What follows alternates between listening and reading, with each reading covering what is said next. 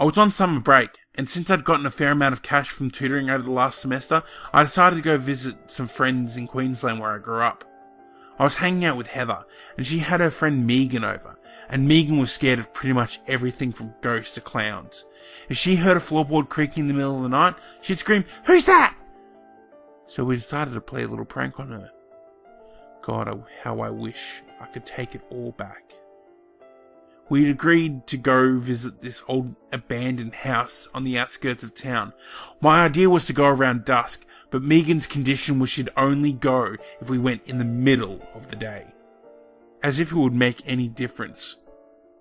So beforehand, I got a hold of an old buddy of mine from grade school who used to be notorious with pranks, and he was eager to be in on it. The plan was he'd go dressed up like a corpse, makeup and all, and he'd hide in the abandoned house alone in one of the rooms until we got there, parking far away so that Megan didn't see his car upon entering. Then of course he'd pop out and scare Megan. We got to the house around 2 p.m. and all went as planned. Man, this house was disgusting.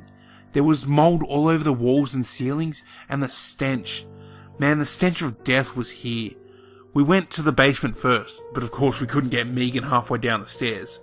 At the bottom were all these animal corpses, like something had set up a lair here and had a feast.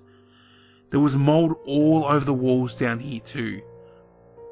And I could swear there was a face in the mould, grinning as if staring hungrily at the pile of cat corpses nearest it.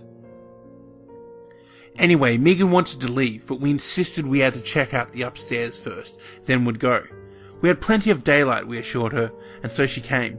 Mostly because she didn't want to wait outside alone. We checked each room as we walked upstairs, and God, there was a lot of them. It was about the fourth room I looked in that I saw my friend standing there, staring at the door. I pretended to have seen nothing and continued down the hall when I heard Megan scream behind me and she bolted out of the house. Heather and I stood there for a moment laughing, and she said she should go catch up with her to make sure she's okay. I agreed, of course, and decided to use that time of distraction to talk to my friend. But when I looked back into the room, he wasn't there. I had passed the room, and when Megan screamed, I turned back towards it as I watched her run back out of the hall down the stairs, so I would have noticed him leaving as the room only has one door. This naturally perplexed me, so I called him on my phone, but it just kept ringing until it went to his voicemail. I hung up and called him again, and that's about when I heard it. Off in the distance, a strange melody. I followed the sound while holding the phone to my ear, and it led me to the very end of the upstairs hallway. I looked into the last room and immediately held my breath. The mould had completely covered all the walls, and what looked like veins extended through the floor, reaching out from all sides to the middle, where lay an oblong pool of freshly spilled blood. Around the pool on all sides were torn, bloody clothes, and in the middle of the pool of blood lay a cell phone, open and ringing. I didn't have to look to know that it was my number showing on its display. I closed my phone and the melody stopped. I never told anyone what happened that day, not even Heather. I've barely even thought of it until now. To think what happened in that house before we got there.